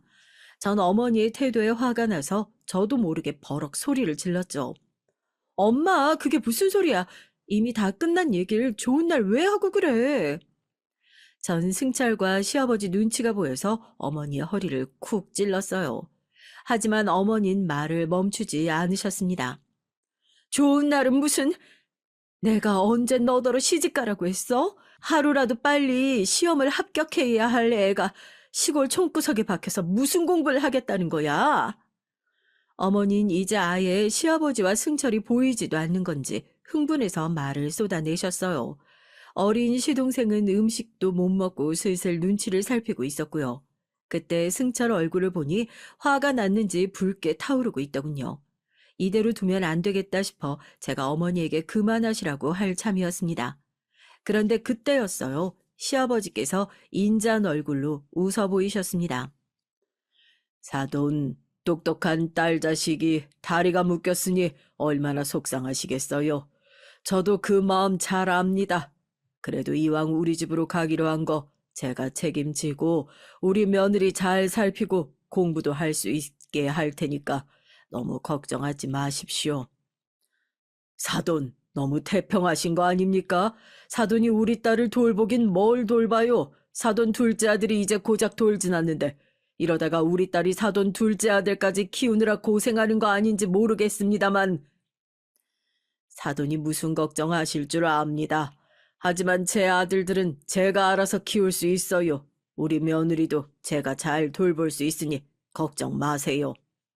저희 부모님은 시아버지를 만나고 나서 더 불안해하셨습니다. 쥐뿔도 없으면서 입만 살아서 꿈 같은 소리를 한다고요. 반면 전 그날 시아버지를 뵌 게 처음이었는데 마치 그전에도 뵌 적이 있는 것처럼 마음이 편했어요. 승철이 나이에 비해 항상 진득하고 차분한 게 누굴 닮았나 했더니 시아버지를 닮았더라고요. 전 계획대로 승철을 따라 시골로 내려왔습니다. 사실 정말 솔직하게 말하자면 시골에 내려온 첫날 전 후회했어요. 어머니 말대로 새로 집을 지어달라고 할 걸 그랬습니다. 승철이 고등학교 때까지 살았다는 시아버지의 집은 정말 집이라고 하기엔 말도 안 됐어요. 얼마나 낡았는지 집안은 곰팡이가 가득하고 지붕은 다 무너져가고 있더라고요. 시골에 내려오자마자 승철은 아이 키울 돈을 벌어오겠다며 배를 타고 바다로 나갔습니다. 사실 그때가 전 제일 힘들었어요. 승철에게 배는 위험하다고 나가지 말라고 했는데도 승철은 고집을 피웠습니다. 눈 딱 감고 1년만 배 타고 돌아오면 2, 3년 생활비는 거뜬히 벌 수 있다고요. 제 입장엔 우울할 수밖에 없는 게 승철과 살고 싶어서 이 시골까지 내려온 건데 결국은 승철이 떠나고 저만 남게 됐으니 마음이 좋지 않았죠. 승철이 바다로 떠나고 몇 개월은 매일 밤 눈물로 지새웠습니다. 제가 우겨서 이 시골까지 온 것이니 서울에 계신 부모님께도 연락을 할 수 없었어요. 오로지 시아버지와 어린 시동생과 의지하며 살아야 했죠. 그런데 제가 잘못 생각해도 한참을 잘못 생각했습니다. 이래서 어른들 말이 부모 말을 들어야 한다고 하나 봐요. 저희 부모님 앞에서는 당신의 아들들도 며느리인 저까지 알아서 돌보겠다고 하신 시아버지께서 전혀 아무 생각이 없어 보였어요. 지금까지 도대체 어린 시동생을 어떻게 키우신 건지 새벽이면 본인은 일하러 나가버리셨어요. 어린 시동생과 저만 집에 놔두고요. 전 설거지 한번 해본 적 없이 시집을 와서 할 줄 아는 거라고는 없었습니다. 그런 제가 지금 당장 돌 지난 아이를 어떻게 키우겠어요. 저는 며칠 어린 시동생을 돌보다가 그만 탈이 나서 몸살이 났습니다. 전 시아버지가 일터에서 돌아오자마자 말씀드렸어요. 도저히 시동생이랑 둘이 못 있겠다고요. 그러자 시아버지께선 얼굴이 싹 변했습니다. 여기가 아직도 너희 친정인 줄 아니? 시집을 왔으면 며느리로서 할 도리를 해야지. 어디서 투덜거리고 있어? 전 그 순간 제가 결혼식 날 보았던 시아버지가 맞나 싶었습니다. 전혀 다른 사람 같았어요. 제가 몸도 무거운데 시동생까지 키우는 건 무리라고 다시 한번 말하자 시아버진 코웃음을 쳤습니다. 네 남편은 돈 벌겠다고 위험한 바닷바람 맞으면서 배 타고 있는데 아내라는 게 애 하나 못 키우겠다고 징징거려? 너희 친정 부모는 널 그따위로 가르쳤니? 친정 부모님 말씀까지 하시는데 저도 듣고만 있지 못하겠더라고요. 여기서 저희 부모님 말씀이 왜 나와요? 아버님이야말로 본인 아들이면 본인이 키우셔야지 왜 저한테 떠넘기세요? 제가 하루라도 빨리 사시 통과해야 승철 씨도 마음 편히 살 거 아니에요? 사시 같은 소리 하고 있네. 어린 게 발랑 까져서 우리 아들 꼬셔서 임신한 주제에 사시는 무슨 수로 봐. 쓸데없는 소리 하지 말고 얌전히 집에서 집안일이나 하면서 애 낳을 준비나 해. 시아버진 철저하게 두 얼굴이었습니다. 시아버진 동네에서 농사를 짓는 분들을 도와 일당을 받으며 일하셨어요. 동네 사람들이 시아버지라면 사람 좋다고 다들 칭찬을 했습니다. 거기다가 승철이 배를 타기 전에 집에 함께 있을 때까지만 해도 저와 승철이 쓸 방을 미리 다 청소하고 도배도 새로 해주셨어요. 거기다가 제가 쓸 책상이라며 시장에서 새로 사다 주기까지 하셨어요. 그런데 승철이 배 타고 나가자마자 본색을 드러내셨습니다. 전 그날 이후 우울해서 아무것도 할 수 없었어요. 하지만 우울하다고 해서 가만히 있을 수만은 없었죠. 해야 할 공부는 산더미였고 돌쟁이 시동생은 툭하면 울고 보챘습니다. 전 스트레스가 어마어마했어요. 어느 순간 제가 임신했다는 사실도 잊을 정도로 정신이 없었죠. 밤새 시동생을 돌보고 낮에는 시동생이 잠들 때마다 틈틈이 공부를 했고요. 어떨 땐 시동생이 자지 않아 등에 업고 서서 공부를 했습니다. 저에겐 이 방법밖에 없었거든요. 부모님께 연락하고 싶어도 집엔 전화기도 없었고 전화를 하려고 시내까지 나가려면 버스를 타고 1시간은 나가야 했어요. 더군다나 가장 중요한 건 시아버지가 저에게 돈을 일절 주지 않았다는 겁니다. 시아버지가 일해서 번 돈으로 장을 받아주면 그걸로 생활해야 했어요. 정말 감옥이 따로 없었습니다. 전 무조건 그의 시험에 합격해서 이 집을 떠날 생각만 하고 있었죠. 그런데 그때 말도 안 되는 일이 벌어졌습니다. 제 인생에서 가장 끔찍한 날이에요. 아이를 잃었어요. 아침부터 배가 너무 아파서 일어나질 못할 정도였는데 집에는 아무도 없었습니다. 어린 시동생과 저뿐이었죠. 제가 눈물을 흘리며 일어나지 못하니까 어린 시동생은 제 얼굴을 연신 쓰다듬었어요. 그 모습을 보는데 더 눈물이 나더군요. 지난 몇 개월 동안 그래도 둘이 붙어 있었다고 절 알아주는구나 싶어서요. 그런데 그날 전 결국 유산을 했습니다. 시아버지가 일터에서 돌아왔을 때 전 하혈을 하며 쓰러져 있었고 어린 시동생은 펑펑 울고 있었답니다. 병원도 제대로 없는 동네에서 급하게 수술을 받고 입원을 했어요. 하혈을 너무 많이 해서 하마터면 자궁 적출 수술을 해야 할지도 모를 지경까지 갔었죠. 당시 의사 말이 앞으로 아이를 갖기 힘들지도 모르겠다고까지 했죠. 전 몸도 마음도 다 지쳐서 엉망이 되어 있었어요. 누군가에게라도 위로가 받고 싶어서 배를 탄 남편에게 연락을 했는데 연락이 되질 않았죠. 바다 상황이 좋지 않으면 배 안에서 통화가 아예 안 되고 남편이 육지에나 도착해야 전화를 하니 얘기할 곳이 없었습니다. 그런 와중에 더 힘들었던 건 시아버지의 구박이었어요. 시아버진 아이를 잃은 게 제 잘못이라네요. 그러게 벌어다 주는 돈 가지고 집에서 얌전히 나 있으라니까 주제에 공부한다고 나대더니만 결국은 사고를 치네 쳐. 의사 말이 이제 몸도 망가져서 애도 못 낳을 수도 있다던데 네가 아주 우리 집안 대를 끊어놓는구나. 그전 같으면 저도 똑같이 소리 지르며 바락바락 대들었겠지만 그땐 그럴 힘도 없었습니다. 시아버지를 상대하고 싶지 않았어요. 너무 힘들고 지쳐서인지 친정 부모님 생각이 절로 났습니다. 전 자존심이고 뭐고 다 버리고 시아버지가 일하러 나간 틈에 성치도 않은 몸으로 시동생을 안고 시내에 나가 친정에 연락을 했어요. 제가 아이를 유산해서 몸이 많이 상했다고요. 거기다가 시아버지가 너무 못되게 굴어서 같이 못 살겠다고 얘기를 했습니다. 그러게 내가 서울에 있으라고 했잖아. 안 그래도 몸도 약한 애가 유산까지 했으니 얼마나 아플 거야. 기다려. 엄마가 당장 데리러 갈 테니까. 진작에 어머니에게 연락을 드렸어야 했어요. 저 딴에는 남편이 돌아올 때까지 어떻게든 혼자 힘으로 해결하려고 했는데 변수가 생겼으니 생각을 바꿔야겠다 싶었죠. 남편이 돌아올 때까지 우선 친정에 가 있자 싶었습니다. 그런데 세상 일이라는 게 참 마음대로 되질 않았어요. 아무래도 저와 시아버지는 악연인지 모르겠습니다. 서로가 서로에게 도움이 되지 않는 존재 말이에요. 다음날 친정 부모님이 저를 데리러 내려왔습니다. 전 시아버지가 주무실 때 미리 짐을 싸서 숨겨두었고요. 그리고 일터에 나가길 기다렸죠.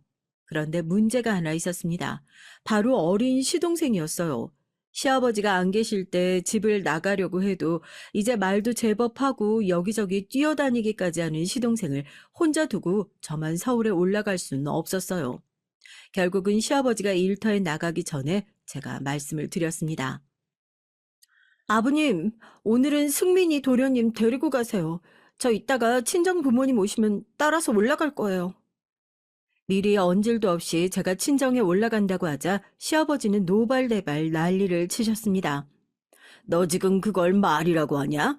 식 올렸으면 너는 이제 우리 집 귀신이야. 어디 감히 친정에 올라가기는 며느리라고 집에 들어와서 한 것도 없이 밥만 축내놓고 이제는 뭐? 집을 나가? 내가 너 가만히 둘 것 같아? 시아버지는 얼굴에 힘줄까지 바짝 세우며 고래고래 소리를 질렀어요. 금방이라도 얼굴이 터질 것 같았습니다. 그런데 그때 저희 친정 부모님이 시댁 앞에 도착을 하셨어요. 어머니 아버진 제게 소리를 지르고 있는 시아버지에게 똑같이 소리를 지르시며 저를 데려가겠다고 하셨습니다. 그러자 시아버지께서 저를 못 데려가게 했어요. 아들이 올 때까지 저도 여기 있어야 한다고요. 사돈, 우리 애 얼굴 좀 보세요. 애가 핏기도 하나도 없이 살이 쏙 빠진 게 너무 안쓰러워서 도저히 여기 둘 수가 없네요. 고집 그만 피우시고 순영이 데려가게 해주세요. 당신은 우리가 우리 애 데려가겠다는데 왜 사정을 해? 저기요 사돈, 결혼식 날 우리한테 뭐라고 하셨습니까? 딸 걱정하지 말라고 하셨죠? 근데 이게 뭐예요? 우리 애가 죄수도 아니고 다 쓰러져가는 집에 가둬두고 사돈 아들이나 키우게 한 거예요? 신랑이 끝에 어머니는 저더러 차에 타라고 소리를 질렀어요. 그러자 거실로 나온 어린 시동생이 울고불고 난리가 났어요. 저더러 가지 말라고 애원했습니다. 그리고 사고가 났어요. 저를 못 가게 말리시던 시아버지가 그대로 바닥에 쓰러졌습니다. 놀라서 시아버지를 응급실로 모시고 갔는데 가는 도중에 시아버지께서 돌아가시고 말았죠. 그 일이 바로 제 인생에 있어서 두 번째로 끔찍한 일이었습니다. 병원에선 급성 뇌출혈로 사망하셨다네요. 하늘도 정말 무심하십니다. 정말이지 저에게 왜 이러시는지 모르겠어요. 시골에 내려와 남편이 배를 타고 나가고 나서 전 매일 밤 남편이 돌아오기만을 그토록 바랐습니다. 그런데도 시간은 더디게만 흘렀죠. 그런데 남편이 돌아왔는데도 하나도 기쁘지 않았어요. 남편은 아이의 유산 소식과 시아버지의 죽음을 동시에 접하고 놀라 들어왔으니까요. 장례를 치르고 집에 돌아왔을 때 남편은 전과 같지 않았습니다. 마치 다른 사람 같았어요. 남편이 떠나 있던 시간 동안 있었던 일을 저 딴은 제 입장에서 설명했는데 남편은 하나도 들리는 것 같지 않았거든요. 어쨌든 남편도 아이를 잃고 아버지를 잃었으니까요. 그날 이후 우리 가족은 많은 것이 변했습니다. 친정 부모님은 어떻게든 저를 데리고 올라가려고 하셨지만 전 남편 곁에 있겠다고 했어요. 이미 벌어진 일이고 누구의 잘못이라고 할 수도 없는 일이었지만 저와 남편은 부부니까 함께 있어야 한다고 여겼거든요. 그런데 시간이 지나도 남편은 전으로 돌아오지 않았습니다. 오히려 남편은 일도 안 하고 밖으로만 돌았죠. 하다 남편이 배를 타고 벌어온 돈까지 다 떨어지게 생겨 전 남편에게 어떻게 할 거냐고 물었어요. 그럴 때마다 남편은 대꾸도 하지 않았고요. 제 얼굴을 쳐다보지도 않았습니다. 전 답답한 마음을 애써 감추며 남편 마음이 돌아오길 바랐어요. 전 할 수 있는 일이 없었으니까요. 그동안 사법고시를 2번이나 떨어졌지만 계속 끈을 놓지 않고 공부하며 시동생을 살뜰히 키웠습니다. 노력하는 제 모습을 보면 남편이 돌아올까 싶어서 더 열심히 했죠. 그런데 남편은 매일 아침이면 시내에 나가서 집에 돌아올 생각을 안 했어요. 전 남편이 매일 어디를 가는 건가 이상해서 뒤를 밟았습니다. 그런데 잠깐 볼 일이 있다며 나간 사람이 이상한 건물 지하로 들어가더라고요. 간판에는 록카페라고 적혀 있었고요. 전 설마 노래를 부르러 다니는 건가 보다 싶었죠. 그런데 록카페라고 적힌 그곳은 막상 들어가 보니 콜라텍이었습니다. 아줌마 아저씨가 음료 시키고 춤추며 노는 곳이요. 그런데 잠시 뒤 제 눈앞에 말도 안 되는 그림이 펼쳐졌어요. 남편이 웬 여자랑 딱 붙어서 밖으로 나가길래 쫓아갔더니 글쎄 계단 밑에서 끌어안고 뽀뽀하고 아주 난리가 났더군요. 남편이 배를 타고 떠나 있던 1년 동안 전 별의별 소리를 다 들었어요. 다들 부부가 결혼하자마자 떨어져 있으면 안 된다고들 했죠. 젊은 남자가 배 타고 외국 여기저기 다니다 보면 분명 딴짓 한다고요. 하지만 전 남편을 믿었습니다. 바보처럼 저희의 사랑을 믿은 거죠. 그런데 모두 다 제 착각이었어요. 이미 남편은 제가 알던 승철이 아니었습니다. 그날 밤 전 집에 돌아와 시동생을 꽉 껴안고 울었어요. 전 앞으로 어떻게 살아야 하나 싶었죠. 전 아무래도 남편과 단판을 지어야 할 것 같아 그날 저녁 남편에게 물었습니다. 사실 낮에 당신이 콜라텍에 들어가는 모습 봤어. 당신이 나한테 어떻게 이럴 수가 있어? 전 차분하게 얘기하려고 했지만 도저히 감정이 가라앉지 않아 울컥하고 말았습니다. 하지만 제 말에도 남편은 대답이 없었어요. 피곤하다는 듯 인상만 쓰고 있었죠. 전 화가 나서 소리를 질렀습니다. 어떻게 나를 두고 그러냐고요. 그러자 남편이 날카로운 눈으로 절 쏘아봤습니다. 너야말로 내가 없는 동안 어떻게 했길래 이런 사달을 만들어? 애까지 유산하는 것도 모자라서 아버지까지 죽여? 네가 그러고도 내 앞에서 당당할 수 있어? 순간 전 가슴에 비수가 꽂히는 것 같았어요. 남편은 지금까지 그렇게 생각하고 있었던 거예요. 아이를 잃은 것도 시아버지가 돌아가신 것도 다 제 잘못이라고 생각한 거죠. 그날 남편과 소리를 지르며 몇 시간을 싸웠지만 아무것도 해결되지 않았습니다. 오히려 서로에게 심한 말만 퍼붓느라 감정만 더 상했죠. 전 그제야 깨달았습니다. 저와 남편은 이미 끝난 관계라는 걸요. 저는 마음을 다잡고 서울로 올라가기로 정했어요. 남편도 그걸 원하는 것 같았고요. 그런데 인생이란 정말 한치 앞을 모르겠습니다. 사람이 바닥을 보이는 건 정말 한순간이더군요. 남편이 말도 없이 떠나버렸어요. 심하게 다툰 다음날 언제 나갔는지 집에 없길래 또 콜라텍이나 갔나 보다 했는데 그날 밤이 될 때까지 돌아오지 않더군요. 그 다음날도 그 다음날도 남편은 돌아오지 않았습니다. 그제야 이상함을 눈치챈 제가 남편의 소식을 수소문했어요. 전 남편이 말도 없이 또 배를 탔나 싶어 함께 배를 타는 동료에게 연락을 했는데 아니랍니다. 전 순간 머리에 스치듯 떠오르는 것이 있어서 시동생을 데리고 시내로 나갔죠. 그리고 남편이 들어가는 걸 봤던 콜라텍에 갔습니다. 보이는 사람마다 남편을 아는지 물었어요. 그런데 잠시 뒤 전 말도 안 되는 소리를 듣고 말았습니다. 남편이 그때 콜라텍에서 봤던 여자와 둘이 야반도주를 했다네요. 알고 보니 그 여자 남편이 콜라텍에 있는 시장 상가 주인인데 그 상가를 멋대로 팔아먹고 그 돈을 가지고 둘이 도망을 갔대요. 동네에는 젊은 남자가 아줌마 꼬셔서 도망갔다고 온 천지에 소문이 다 나 있었고요. 전 정말이지 상상도 못했습니다. 승철, 그 인간이 이런 인간일 줄은 정말 꿈에도 몰랐어요. 정말 쓰레기 같은 게 아무리 그래도 어떻게 자기 동생을 버리고 가냔 말입니다. 정말 인생이라는 건 코미디인지도 모르겠어요. 최악의 바닥을 찍은 와중에 저에게도 당근 하나는 주시더군요. 연락이 한 통 왔습니다. 제가 사법고시에 드디어 붙었다고요. 그랬습니다. 세 번째 도전 만에 제가 사법고시에 붙었어요.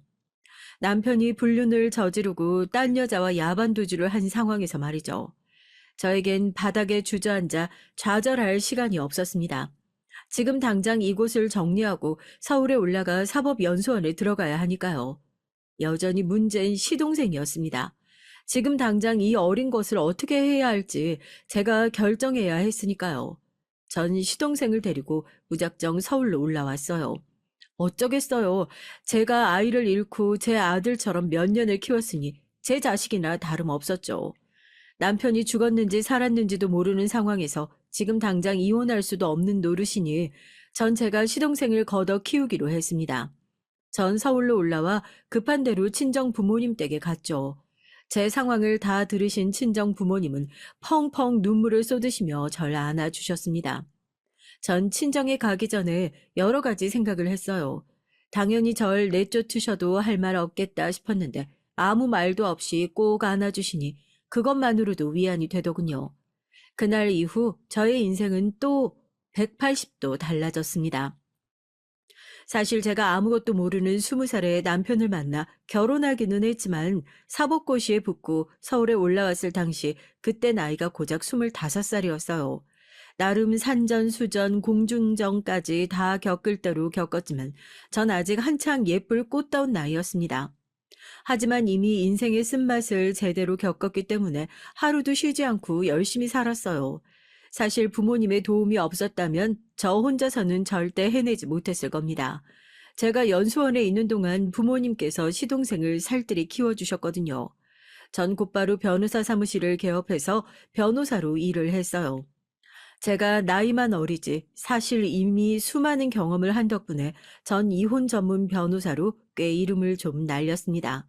특히나 바람난 남편에게 조금이라도 더 위자료를 뜯어내주는 변호사로 유명했죠. 그렇게 정신없이 살다 보니 어느새 20년이 흘렀어요. 20년 동안 남편에게선 연락이 아예 없었고요. 나쁜 새끼도 그런 나쁜 새끼가 없었죠. 전 아예 남편을 잊고 살았습니다. 시동생도 부쩍 자라 성인이 됐고요. 시동생도 어린 나이에 많은 일을 겪어서인지 나이에 비해 항상 성숙했어요. 제가 키운 덕에 머리도 좋아서 시동생도 저를 따라 법대를 갔고요. 로스쿨에서 착실히 공부를 했습니다. 시동생은 사실 왜 제가 본인을 키우게 됐는지 정확하게 알지는 못해요. 사실 어른인 저도 지금 생각하면 어떻게 감당하고 살았나 싶은데 어린 시동생이 그 사실을 다 알게 되면 감당할 수 있을까 싶었죠. 시동생은 말이 없고 참 묵묵해요. 가끔 보면 너무 말이 없어서 도대체 무슨 생각을 하고 살까 싶기도 했습니다. 그러던 어느 날이었어요. 저에게 또 믿기지 않는 일이 벌어졌습니다. 어느 날 병원에서 연락이 왔는데 잊고 있었던 제 남편 승철의 이름을 들었어요. 보호자 없는 시신 한 구가 발견됐는데 DNA 결과 김승철 씨로 밝혀졌고 호적상 가족이 저뿐이라 연락했다네요. 전 시신이라는 말에 놀라 바닥에 주저앉아 버렸습니다. 옆에 있던 시동생이 놀라 무슨 일이냐고 물었죠. 전 시동생에게 얘기를 하고 함께 병원으로 달려갔습니다. 시신은 정말 제 남편이 맞았어요. 반지하 월세방에서 혼자 살다가 사망했는데 보호자가 없어서 한참 동안 방치됐다가 집주인에 의해 발견됐다네요. 제가 생각이 짧았습니다. 시동생을 데리고 가는 게 아니었어요. 시동생은 남편을 보자마자 너무 놀라 손까지 벌벌 떨더군요. 그러더니 경찰에서 부검을 해달라고 했습니다. 전 이해가 되지 않았지만 시동생이 하고 싶다는 대로 하게 뒀어요. 저희는 경찰서에 가서 간단하게 조사를 받고 집으로 돌아왔습니다. 그런데 며칠 뒤 경찰서에서 부검이 끝났다며 연락이 왔는데 남편이 스스로 목숨을 끊은 거라고 하더군요. 그날 이후 시동생은 충격이 컸는지 전보다 훨씬 더 말수가 줄었어요. 얼굴도 기억나지 않는 형 때문에 뭘 저렇게 힘들어할까 싶으면서도 시동생이 걱정됐습니다. 더군다나 시동생은 공부를 핑계로 집에 잘 들어오지도 않았고요. 제가 시동생을 걱정하느라 밤잠까지 설치니 부모님은 시동생도 이제 성인인데 제가 언제까지 데리고 살 거냐고 이제 슬슬 내보내라고 하셨습니다. 제가 시동생을 꼭 자식처럼 대하는 것 같아 걱정하시면서요. 그런 소리를 처음 듣는 것도 아니다 보니 저는 화도 나질 않았습니다. 사실 호칭만 시동생이지 저에겐 아들이나 다름없었으니까요. 20년 동안 살았는지 죽었는지도 몰랐던 남편의 행방을 찾았으니 전 차라리 속이 후련했어요. 그리고 드디어 남편과의 서류도 정리가 됐습니다. 남편 사망 신고를 하고 돌아오는데 시동생에게 말할 수는 없었지만 그제야 남편에게서 진정으로 벗어난 것 같아 홀가분했어요. 그렇게 시간이 흘러 시동생은 검사가 됐어요. 집도 독립해서 나갔고요. 전 이제야 할 일을 다 마친 것처럼 너무 뿌듯해서 시동생 얼굴만 보면 웃음이 절로 나왔습니다. 너무 대견해서요. 시동생이 검사가 된 이후에는 자주 보지 못했거든요. 뭐가 그렇게 바쁜지 집에 통 오질 않더라고요. 전 속이 후련해야 하는데 자꾸만 외로웠습니다. 정말 자식을 출가시킨 부모처럼 말이죠. 그런데 그런 저의 헛헛한 마음에 불씨를 키운 남자가 있었어요. 50이 넘은 나이에 주책이라고 생각할 수도 있지만 전 다시 한번 사랑에 빠지고 말았습니다. 남자는 저와 함께 일하던 변호사의 의뢰인 중 한 명이었어요.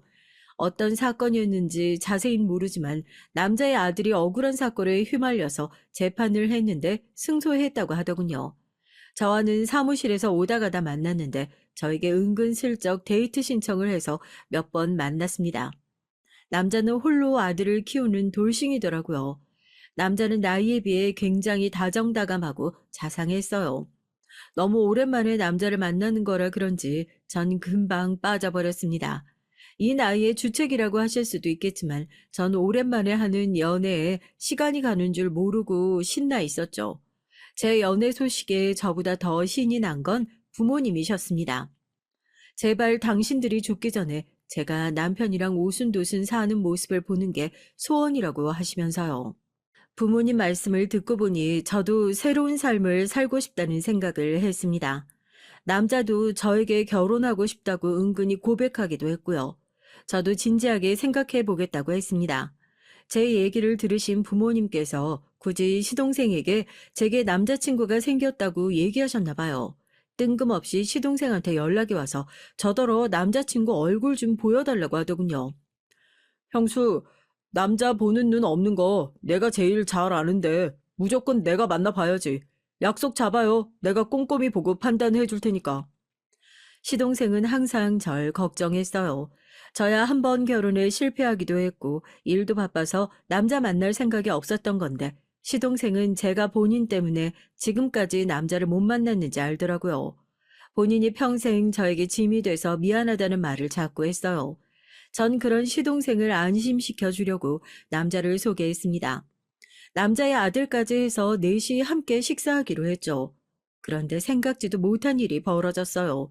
시동생이 남자와 남자의 아들을 보자마자 인상을 구기며 절 식당에서 데리고 나갔습니다.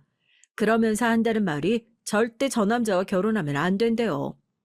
형수, 저 남자 무조건 안 돼. 저 남자랑 무슨 일이 있어도 더 엮이면 안 돼. 당장 헤어져. 지금 갑자기 무슨 소리를 하는 거야? 알아듣게 얘기를 해야지. 지금 당장 말해줄 순 없지만 내가 곧 밝혀줄게. 그러니까 결혼은 꿈도 꾸지 마. 시동생이 웬만해선 흥분하는 애가 아닌데 저러는 걸 처음 봐서 저도 놀랐어요. 그날 식사 자리는 결국 취소했습니다. 시동생의 말이 걸려서 저도 남자에 대해 좀 알아보기로 했어요. 남자의 사건을 맡았던 변호사 친구에게 이것저것 물었는데 나쁜 사람 같진 않더라고요. 사업을 하면서 그 정도면 사람 좋다는 말까지 들었죠. 그러던 중에 전 남자에게 프로포즈를 받았습니다. 남자가 어느 날 집 앞에 왔는데 제가 평소 갖고 싶다고 했던 차가 있는데 그 차를 사서 차에 리본과 꽃 장식까지 해서 가지고 왔더라고요. 프로포즈 선물이라면서요. 함께 나간 부모님은 차를 보자마자 입이 떡 벌어졌습니다. 남자는 사실 크게 무역 사업을 하는 사람이었어요. 남자의 조건을 듣자마자 부모님은 결혼식을 밀어붙이셨습니다. 내가 말했지. 네가 결혼하는 모습만 보면 이제 죽어도 여한이 없다고. 제발 이번만큼은 부모 말 좀 들어. 전 시동생의 말이 자꾸만 걸렸지만 부모님 말씀도 그냥 지나칠 수는 없었어요. 제발 이번만큼은 부모님 말 좀 들으라는 말이요. 제가 20살에 부모님 말씀을 안 들어서 생고생을 했던 걸 생각하면 이번엔 부모님 말씀을 듣는 게 맞았습니다. 전 결혼하기로 했어요. 결정을 내리자마자 곧바로 시동생에게 연락을 했어요. 시동생이 왜 그 남자를 만나지 말라고 하는진 모르겠지만 제가 보기엔 좋은 사람 같았거든요. 그런데 제가 결혼한다는 말을 하자마자 시동생답지 않게 버럭 화를 냈습니다. 내가 그 남자는 안 된다고 했잖아요. 그 나이에 뭐가 그렇게 급하다고 결혼을 섣불리 결정해요? 그렇게 남자가 좋아요? 순간 저도 화가 나더군요. 저더러 언제든 남자 만나서 연애도 하고 결혼도 하라고 할 땐 언제고 이제 와서 제 나이까지 운운하더니 마치 제가 남자에 환장한 것처럼 얘기를 하더군요. 내가 널 어떻게 키웠는데 이제 좀 컸다고 진짜 내 시동생 노릇이라도 하겠다는 거야?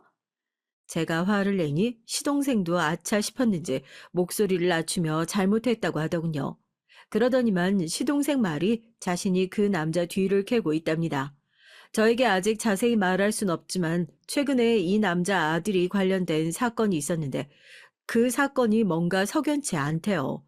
시동생이 현재 조사 중이니 저에게 조금만 기다리라고 했습니다. 전 얘기를 듣다가 놀라서 시동생을 다그쳤죠. 이미 끝난 사건에다가 네 사건도 아닌데 그걸 다시 조사하면 어떡해? 언제는 내가 행복하길 바란다더니만 막상 내가 결혼한다고 하니까 싫은 거야? 전 이제 막 검사가 된 초임이 자기 일도 아닌 일까지 왜 조사를 한다는 건지 이해가 되지 않아서 순간 하지 말아야 할 말까지 하고 말았습니다. 그날 저와 시동생은 처음으로 서로에게 상처를 주고 다퉜죠. 그리고 얼마 뒤 전 결혼을 강행했습니다. 시동생이 했던 말이 신경 쓰이지 않았던 건 아니지만 그래도 제가 좋아하는 사람인데 제가 믿지 않으면 누가 믿어주겠어요. 전 새로운 인생을 위해 한 번 더 용기를 냈습니다. 그리고 곧바로 식을 올렸고요. 시동생에게 전화도 하고 청첩장도 보냈는데 시동생은 연락도 없었습니다. 처음엔 시동생이 많이 서운한가 싶어서 저도 걱정됐는데 결혼식 날까지 시동생이 나타나지 않으니 저도 서운하더군요. 이래서 머리 검은 짐승은 거두는 게 아니라고 했어. 자기가 너 없었으면 지금 어디서 살아있지도 못했을 텐데. 기껏 먹이고 키워서 검사 만들어 놨더니만 결혼식 날 코빼기도 안 보여. 저희 아버지 어머니는 시동생을 더 괘씸하게 생각하셨어요. 그동안 제가 시동생에게 어떻게 했는지 누구보다 옆에서 다 보셨으니까요. 신혼여행에 가서도 내내 시동생 생각에 전 기분이 울적했습니다.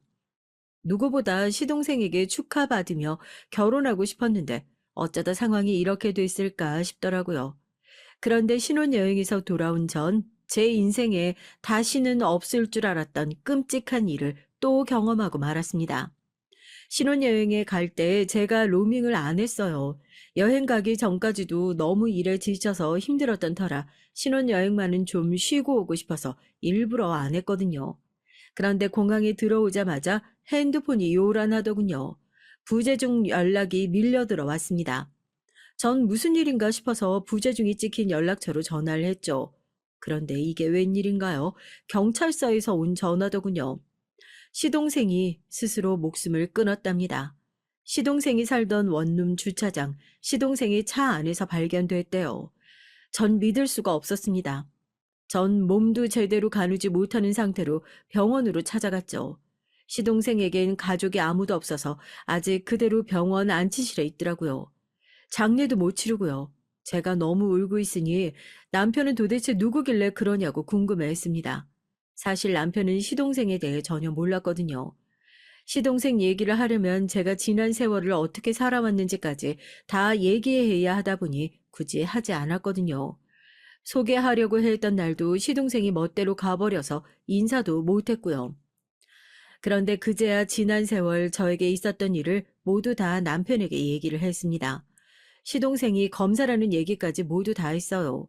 남편은 얘기를 듣고 저에게 너무 고생했다며 절 위로했습니다. 앞으로는 자신과 하루하루 행복하게 살자고요. 그런데 이상한 점 하나가 있었습니다. 장례식 날 남편이 시동생 이름을 보더니 좀 놀라는 것 같더라고요.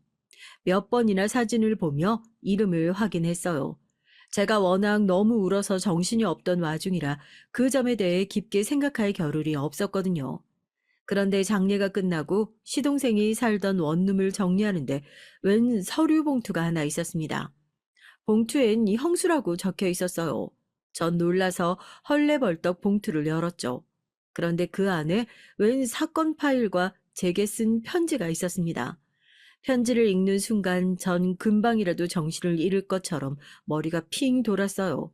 편지는 형수님, 제가 만약 죽게 된다면 이 서류를 다 공개해 주세요로 시작했습니다.